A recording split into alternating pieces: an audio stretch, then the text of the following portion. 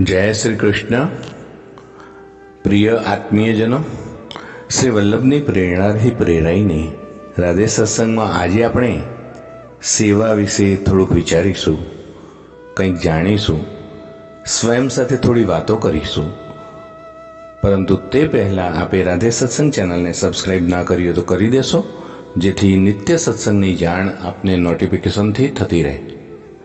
તો પ્રિયજનો, શ્રીમદ વલ્લભાચાર્યજીએ શ્રી નિરોધ લક્ષણ ગ્રંથમાં કહ્યું છે કે સેવા એવી રીતે કરવી જોઈએ કે આપણી બધી ઇન્દ્રિયો, આપણા બધા કાર્યો, આપણા બધા વ્યવહાર એક યા બીજી રીતે પ્રભુમય બની રહે. અર્થાત આપણા બધા જ કાર્યો, વ્યવહાર, ચાલ, હાલચાલ, ઉઠવું, બેસવું, ખાવું, પીવું, વ્યવસાય તો ઠીક, શરીર સ્વાસ્થ્યની સંભાળ પણ પ્રભુ પ્રીત્યર્થી જ. પ્રભુની સેવા સારી રીતે થઈ શકે એવો એકમાત્ર હેતુ કરતા રહેવું જોઈએ. લગ્ન અને કુટુંબ વિસ્તાર પણ આવી ભાવનાથી જ કરવા. ઘરમાં નિવાસ પણ પ્રભુ સેવા કરી શકાય તે એક અને માત્ર એક હેતુથી કરવું. સેવાની સાનુકૂળતા જળવાઈ રહે ત્યાં સુધી ગૃહત્યાગ પણ કરવો નહીં. સાનુકૂળતા ન રહે ત્યારે વિના વિલંબે ગૃહત્યાગ કરી તીર્થાટન કરવું કે શ્રવણ સ્મરણમાં જીવન પસાર કરવું.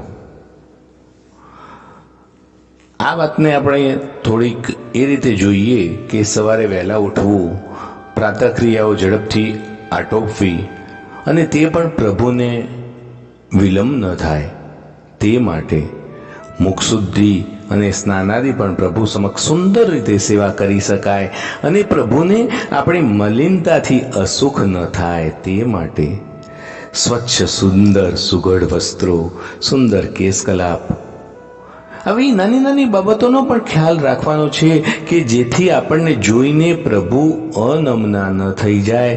ભોજન પણ પ્રભુના અધરામૃતની પ્રાપ્તિ અને સેવામાં શરીર સક્ષમ રહે તે માટે.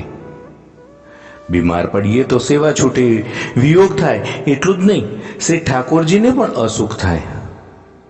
આવી રીતે સૂક્ષ્મ વિચાર કરીએ તો શ્રી નિરોધ લક્ષણ ગ્રંથના સિદ્ધાંતોનો અમલ શક્ય બને. આપણે એવી જ ભાવનાને દ્રઢતાથી અમલમાં મૂકવી જોઈએ. આપણા પુષ્ટિ સંપ્રદાયમાં 5 સદીથી અમલ કરાતા સિદ્ધાંતો આધુનિક માનસશાસ્ત્રને તદ્દન સુસંગત છે. માનવ મનની પ્રાકૃતિક અને આવી સ્વાભાવિક વૃત્તિઓના ઉદ્રીકરણ દ્વારા મુઠ્ઠી ઊંચેરા માનવી બનવાની આ પાવન પગદંડી છે. આપણી સ્પ્રિંગ જેવી આ વૃત્તિઓની પ્રકૃતિ એવી છે કે તેને જેટલી વધુ દબાવો, તેનો જેટલો વધુ નિગ્રહ કરો તેમ સામે વધુ દબાણ પણ અનુભવાય. અને જો સમસ્થિતિમાં રાખીએ તો સુયોગ્ય દબાણ જાળવી શકીએ અને ચમત્કારિક પરિણામો પણ આપે. તેનું દમન કરવું કે તદ્દન મુક્ત કરી દેવી તે વિકૃતિને આમંત્રણ આપવા બરાબર છે. માનવીનું મન એ જ તેના બંધન અને મોક્ષનું કારણ ગણાયું છે ને. મન એવ મનુષ્યાણામ કારણમ બંધ મોક્ષયો. માતૃત્વ, સખ્ય, દાસ્ય, પ્રીતિ જેવી અનેક વૃત્તિઓનું પુષ્ટિ માર્ગમાં અભિનવ અને આધ્યાત્મિક ઉર્ધ્વીકરણ કરી તેની અનર્થકારી અસરોથી અરગું કરી મનને બચાવી લેવાયું છે. આપણા માર્ગના સિદ્ધાંતો આ વૃત્તિઓને જીવનના ચાલક બળમાં પરિવર્તિત કરે છે. જો વાહનને યોગ્ય ગેરમાં ચલાવાય તો ઈંધણના કાર્યક્ષમ ઉપયોગ ઉપરાંત સરળ સવારી મળે. તેમજ આ ચાલક બળનું પણ વિવેક, ધૈર્ય, આશ્રયના ગેરથી નિયમન કરી માનવ જીવનની અને ખાસ તો સંપ્રદાયની અપ્રતિમ એવી ગરિમાએ ઊંચાઈઓએ સરળતાથી પહોંચી શકાય. પ્રિયજનો, આધ્યાત્મિક અનુભૂતિના અવનવા પ્રદેશની સફર એ સફર બની રહે અને સરળ બની રહે. આપણું મન ઉદ્વેગ મુક્ત, નિર્મળ અને નિર્દમ બને. શ્રી ઠાકોરજીના નિવાસને યોગ્ય બને. સંતાન ન હોય અથવા હોવા છતાં પ્રભુની ઈચ્છાથી દૂર હોય, સેવામાં સાનુકૂળ ન હોય. કુંભનદાસજીએ કહેલું યાદ કરીએ કે મારે તો દોઢ જ પુત્ર છે કે એક યા બીજી રીતે સંતાન સુયોગ્ય ન હોય તો દુઃખી થવાને બદલે શ્રી ઠાકોરજીને જ પુત્રવત સ્નેહ આપી આપણા મનનો ખાલીપો દૂર કરવો. એટલું જ નહીં, સ્નેહ સંતૃપ્ત થઈ શકીએ. માની લીધેલા દુન્યવી અભાવથી જન્મતા ડિપ્રેશન અને તેને હાનિકારક અસરોથી આપણે બચી શકીએ. આવી જ રીતે સંગીત રુચિનો સુભગ સુંદર વિનિયોગ કીર્તન દ્વારા કરી શકાય. સાંજી, પીછવાઈ, ફૂલોની માળા કે તેનું સુશોભન આપણી ચિત્રકામની અને સુંદર સર્જનાત્મક વૃત્તિઓનું પ્રભુ પ્રત્યર્થે ઉદ્ધવીકરણ નહીં તો બીજું શું?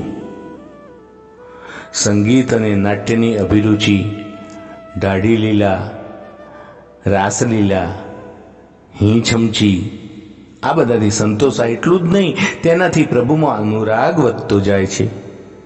પાકશાસ્ત્રમાં નિપુણતા હોય કે માત્ર ખાવાનો શોખ હોય, પ્રભુને માટે વિવિધ સામગ્રી બનાવી આરોગાવી ધન્યતા અનુભવાય.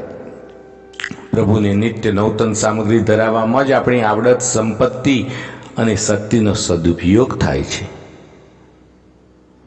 આજની ભાષા વાપરીએ તો ડ્રેસ ડિઝાઇનિંગની આવડત, અલંકાર, આભૂષણો બનાવવાની કારીગરી કે રુચિ, તેનો પ્રભુ સેવામાં ઉપયોગથી પ્રીતિ વધે છે.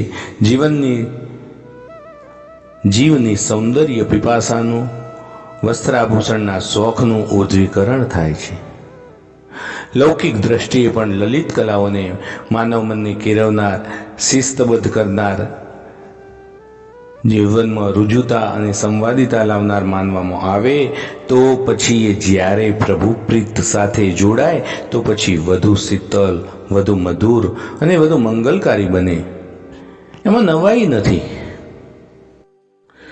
શરીરની પાંચે ઇન્દ્રિયોના બધા જ કાર્યોને પણ આવી જ રીતે પ્રભુની પ્રીતમાં, પ્રભુ સેવામાં જોડીને તેના લૌકિક યા સાંસારિક વલણથી દૂર લઈ જવાય અને પ્રભુ પ્રેમના પથ પરના પ્રવાસમાં પ્રગતિનું પવિત્ર સાધન બનાવી દેવાયું છે. અને આમ કરવાથી શ્રી આચાર્યજીએ પ્રબોધેલી તનુવિત્ત જ્યાં સેવા થાય અને તે કરતાં કરતાં જ પરમ ફલરૂપ માનસી સેવાની સિદ્ધિ મળી જાય છે. નિરોધ એટલે સંસારની વિસ્મૃતિ અને પ્રભુમાં સંપૂર્ણ આસક્તિ એ સિદ્ધ થાય અને એ માટેનો આ જ કલ્યાણ માર્ગ છે. સેવા કેવી રીતે કરવી જોઈએ? તો આચાર્ય ચરણ કહે છે કે શરૂઆતમાં મહાત્મ્ય જ્ઞાન સાથે પૂર્ણ સાવચેતીથી સેવા કરવી જોઈએ. સૌથી યોગ્ય રીત તો એ જ છે કે જેમ વ્રજ વનિતા નંદાલયમાં જઈ મા યશોદાની આજ્ઞા લઈ પોતાના મન ભાવન લાલનની સેવા કરે, તે ભાવથી આપણે આપણા શ્રી ઠાકોરજીની સેવા કરવી જોઈએ. આપણા મનમાં બીજ રૂપે રહેલું સુસુપ્ત ભાવનું અંકુરણ થાય ત્યાં સુધી માર્ગની રીત પ્રમાણે અપરાધ ન થઈ જાય, આપણા શ્રી ઠાકોરજીને પરિશ્રમ ન પડે, તેમની પૂર્ણ પ્રસન્નતા જળવાઈ રહે, તે રીતે સેવા કરવી. અનિવાર્ય અનિષ્ટ સામાજિક અને વ્યવહારિક કાર્યો પણ ભગવત સેવામાં પ્રતિબંધ ન આવે તેને પૂર્ણ કાળજી સાથે કરવા. વૈષ્ણવની કોઈ જરૂરત છે જ નહીં. ભક્ત તો પ્રભુને કહે છે કે લક્ષ્મીપતિને સંપત્તિ સમર્પવી કે વાઘપતિની સ્તુતિ કરવી નિરર્થક છે. હું તો માત્ર મારું હૃદય આપને સમર્પિત કરી ધન્યતા અનુભવું છું. દ્વારકાનાથ બન્યા પછી પણ સુદામાના તાંદુલ આપે હોંશપૂર્વક આરોગી પુષ્ટિપથને જ પ્રશસ્ત કર્યો હતો ને. સેવા કરતા ક્રોધ આવે તો ક્રોધથી અપરસ ચોવાઈ જાય. જે અપરસ પાડતા ગ્લાનિ થાય, જે ભોગ ધરતા ત્રાસ થાય, તે પ્રભુ સ્વીકારતા નથી. સેવા તો આનંદનો અનુભવ જ હોવો ઘટે. આનંદના આવિર્ભાવથી આપણા તન મન તરબતર થાય અને આ આનંદમાં પ્રભુને પણ સહભાગી બનાવીએ અને ધર્મ મેળના ખોટા અર્થઘટનથી કે જડ પાલનથી ધર્મીને ત્રાસ ન આપીએ તો જ તે સાચી પુષ્ટિ માર્ગની સેવા. કમભાગ્યે આચાર્યજીએ પ્રબોધેલી સેવા રીતિના સિદ્ધાંતના આકાર પ્રકારના વિસ્તારમાં તેનું મૂળ મંગલમય રૂપ વિસરાઈ ગયું છે. ભગવદ્ ગીતામાં પણ આજ્ઞા કરીને કહ્યું છે કે જીવ જ્યારે દંભ, દર્પ, સ્વાર્થ, લાભ કે પૂજા વગેરેના કાદવમાંથી બહાર આવી સંસાર શક્તિના પાણીથી ઉપર ઉઠીને સિદ્ધાંત મુજબ સેવા કરે, ત્યારે જ દાસ્ય ભક્તિની સુગંધ શ્રી ઠાકોરજીને સમર્પી શકે છે. પ્રિયજનો, સેવા કેવી રીતે ન કરવી જોઈએ, તેની અયોગ્ય રીત તે વિશે થોડુંક જોઈએ તો સંપ્રદાયની સેવા પ્રણાલીમાં સ્વબુદ્ધિથી કોઈ ફેરફાર ન કરવો જોઈએ કે કોઈ ટૂંકા રસ્તા અપનાવવા ન જોઈએ. બીકથી હટવાનો વિચાર પણ ન કરવો, અને તેમ છતાં અમુક વર્જ્ય બાબતો હોય તે આપણે જાણવી જોઈએ. સેવા એ વૈષ્ણવ અને તેના શ્રી ઠાકોરજીનો અંગત મામલો રહે. પ્રભુમાં નિરુપાધિક સ્નેહ એ આપણું લક્ષ્ય હોવું જોઈએ. આપણે ત્યાં ભાવની ગુપ્યતા રાખવી તેનું મહત્વ ખૂબ છે. સ્નેહ સંયુક્ત ભગવત સુખાર્થે અવ્યભિચારીણી સેવા કરવાની છે. કોઈને દેખાડવા કે અંગત પ્રતિષ્ઠા વધારવા માટે સેવા નહીં. સામાજિક, આર્થિક કે અન્ય લાભ ખાતર પણ સેવા કરાય નહીં. આપણા શ્રી ઠાકોરજીના દર્શન અવૈષ્ણવને તો ઠીક, બધા વૈષ્ણવને પણ ન કરાવાય. સામગ્રી બનાવતી વખતે પણ કોઈને બતાવવાનું ટાળવું જોઈએ. લૌકિકમાં પણ આપણે અમુક સંબંધો કોઈની નજર ન લાગી જાય તે હેતુથી ખાનગી જ રાખીએ છીએ ને. શ્રી હરિરાયજી મહાપ્રભુએ 18મા શિક્ષાપત્રના 12મા શ્લોકમાં સ્પષ્ટ આજ્ઞા કરી છે કે ક્યારેય લૌકિક વૈદિક ફળની અપેક્ષાએ અગર ભોગ પ્રસિદ્ધિના લોભે સેવા ન કરવી. સાધનને મહત્વનું માનીને સેવા ન કરાય. આપણો માર્ગ એ નિસાધન ભાવાત્મિકા ભક્તિનો છે. તે જ સાચા પુષ્ટિ જીવનું લક્ષણ છે.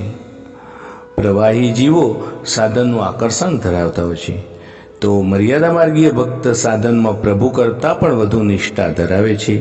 તેમને માટે ક્રિયા, મેળ, રીત વધુ મહત્વની બની રહે છે. દંભ અને પ્રદર્શન વૃત્તિથી થતી સેવા એ રાજસ અને તામસ વૃત્તિની વૃદ્ધિ કરનાર છે. તે આપણા માર્ગની સેવા નથી. પ્રભુને કેન્દ્રમાં રાખી સ્નેહ અને નેહથી પ્રભુના સુખાર્થે જ કરવામાં આવતી સેવા એ આપણી રીત છે.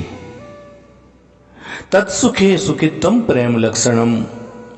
રુચિનો અભાવ હોય, ભાવ ગેરહાજર હોય, વૃદ્ધાવસ્થા કે બીમારીના કારણે આપણું શરીર સેવા માટે સક્ષમ ન હોય, ત્યારે આપણી સેવા પ્રવૃત્તિથી કુટુંબીજનો કે અન્યને પીડા કે ક્લેશ થાય તો તેવા સંજોગોમાં કરાયેલી સેવા એ દોષરૂપ ગણાય છે.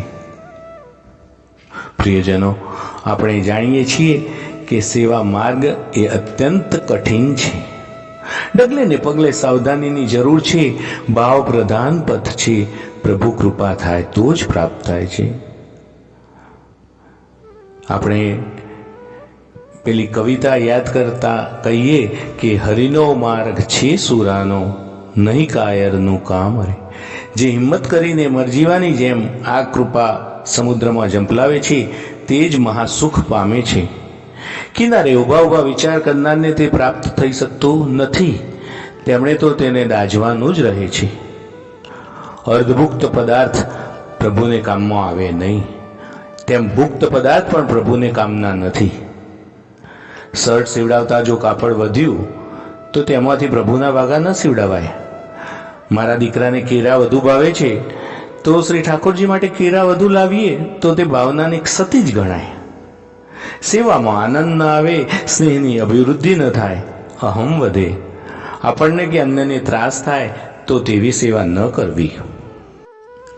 સેવામાં એ જાણવું જરૂરી છે કે આપણા પ્રભુને શું પ્રિય છે.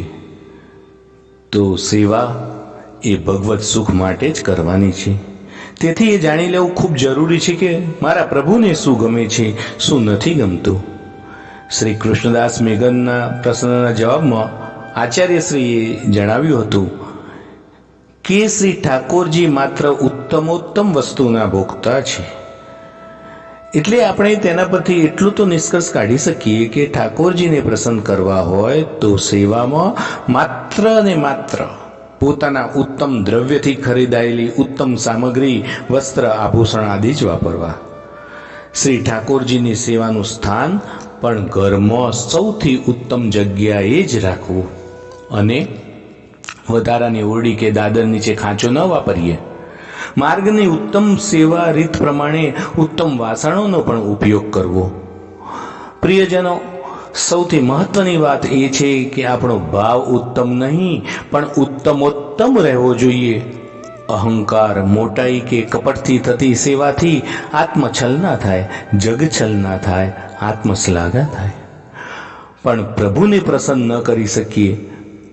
દયારામભાઈએ પણ કહ્યું છે કે હરિ તુને પ્રસન્ન તે કેમ થાય, તારા દિલનું કપટ ન જાય. પ્રિયજનો, શ્રી મહાપ્રભુજી અને તેમની કાનીથી શ્રી નંદનંદન પ્રભુ આપણા સૌ પર કૃપા કરે, સેવા કરવાની વૃત્તિ, મતિ, શક્તિ અને ભક્તિ આપે તેવી પ્રાર્થના કરીએ.